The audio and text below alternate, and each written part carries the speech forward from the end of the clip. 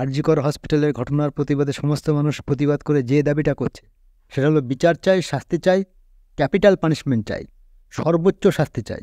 ভালো কথা, ধরুন তার বিচার হলো, শাস্তি হিসাবে তার ফাঁসি হলো, কিন্তু তারপর মহিলাদের নিরাপত্তা কি একটুখানিও বাড়বে? বিন্দুমাত্র বাড়বে? তার কোনো গ্যারান্টি আছে? কারণ এর তো উদাহরণ আমরা আগেও দেখেছি ধনঞ্জয়ের ক্ষেত্রে। ধনঞ্জয়ের শাস্তির পর মানুষ 1 থেকে 2 মাস তার কথা মনে রেখে দিয়েছিল, তারপর তো সবাই ভুলে গেছে। ওই ঘটনা থেকে তো তেমন কেউ শিক্ষা নেয়নি। আজকে এই ঘটনার পরেও এর যখন ফাঁসি হবে, এরপর মানুষ ওই 1-2 মাস মনে রাখবে, তারপরে ভুলে যাবে। মহিলারা সমাজে সুরক্ষিত থাকবে না। কারণ আসল যে সমস্যাগুলো, সেই সমস্যাগুলো তো আমরা ঠিক করছি না। মহিলাদের সিকিউরিটি যদি বাড়াতে হয়, তাহলে 3টে পদ্ধতি বলবো। এই 3টে পদ্ধতি যদি কার্যকরী করা হয়, তাহলে এই ধরনের ঘটনা কমবে, সেটার গ্যারান্টি। 3টি পদ্ধতি কি?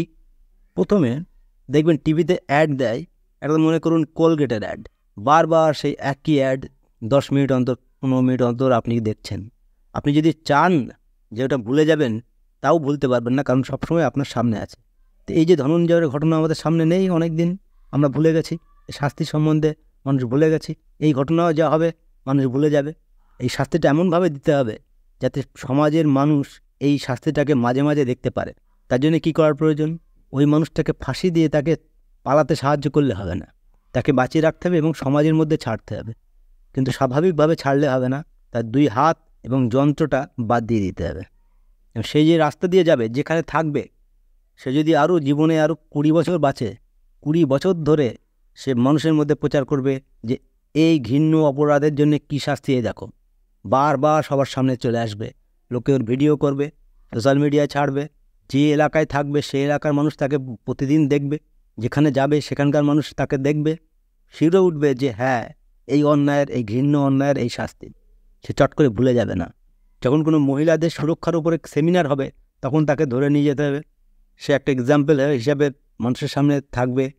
তাকে যতভাবে সম্ভব তাকে ব্যবহার করতে হবে, মানুষ যাতে সবসময় মনে রাখে যে এই অন্যায়ের কী শাস্তি।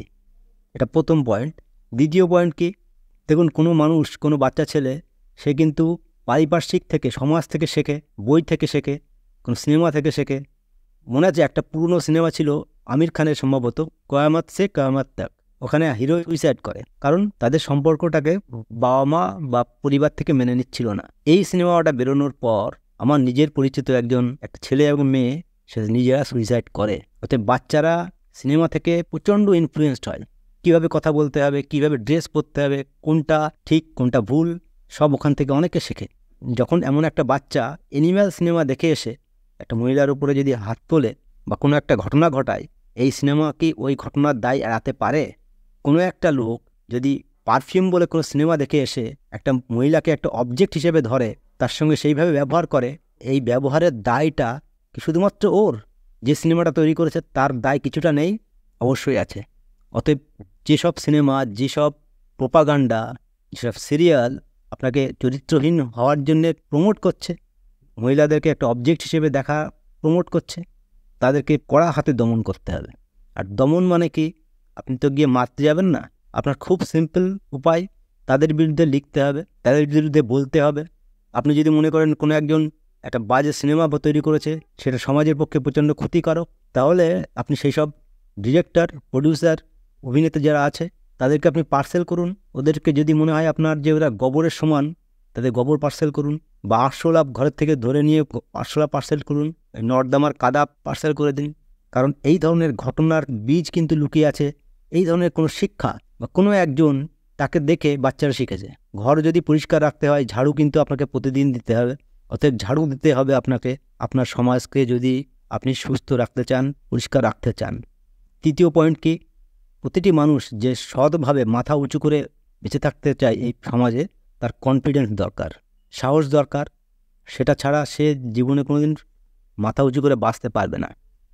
একটা মেয়ে মনে করুন রাস্তা দিয়ে যাচ্ছে, একটা বখাটে ছেলে তাকে একটা টুনটিং করলো, উল্টোপাল্টা কমেন্টস করলো, সে চিন্তা করছে আমি যদি ওর বলতে চাই, সে হয়তো আমার আরও উল্টোপাল্টা বলতে পারে। আমি যদি তার প্রতিবাদ করি, সে আমার মারতে পারে, কিংবা আমি যদি তার চড় মারি, সে আমার কী করবে তার ঠিক নেই। সেই ভয়তে সে আর কিছু বললো না, বাড়ি চলে আসলো। সেই ক্ষেত্রে ওই ছেলেটার কিন্তু সাহস বেড়ে গেল।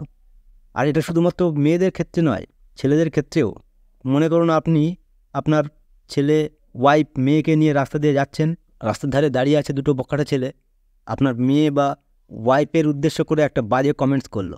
সেখানে আপনি চিন্তা করছেন যে এখন যদি আমি ওর কিছু বলি, এখন আমি যদি তাকে মারতে চাই, সে হয়তো উল্টে মারতে পারে, সেক্ষেত্রে আমার ওয়াইফ এবং মেয়েকে অপমান করতে পারে। আপনি সেই ভয়তে আপনি কিছু বললেন না, কিন্তু আপনার কিন্তু মনে হচ্ছে যে ওকে ঠাসিয়ে চড় মারার দরকার ছিল। আপনি মাথা নিচু করে বাড়ি চলে আসলেন, আপনার ওয়াইফ মেয়েকে বললেন যে কিছু বলতে হবে না, এটা বাজে ছেলে খুব, এই বলে আপনি চলে আসলেন। কিন্তু কিন্তু এখানে যদি আপনার কনফিডেন্স থাকতো ওর মধ্যে দুটো কি এরকম 4টেকে আমি এক জায়গায় মেরে এখানে ফেলে দিতে পারি, তাহলে আপনি বলতেন।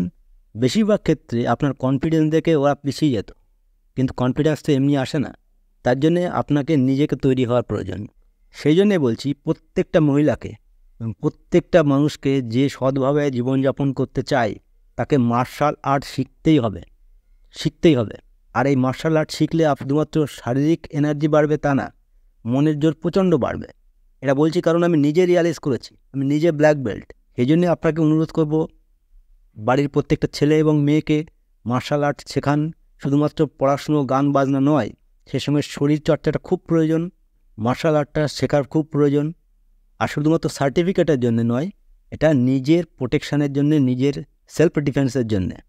সবাইকে অনুরোধ করব এই 3টে পয়েন্ট যদি আপনারা মাথায় রাখেন এবং সেভাবে কাজ করেন, সমাজে পরিবর্তন আসতে বাধ্য, মহিলারা অটোমেটিক্যালি সুরক্ষিত থাকবে আর এইসব ঘটনা কমে যাবে। ভালো থাকবেন, নমস্কার।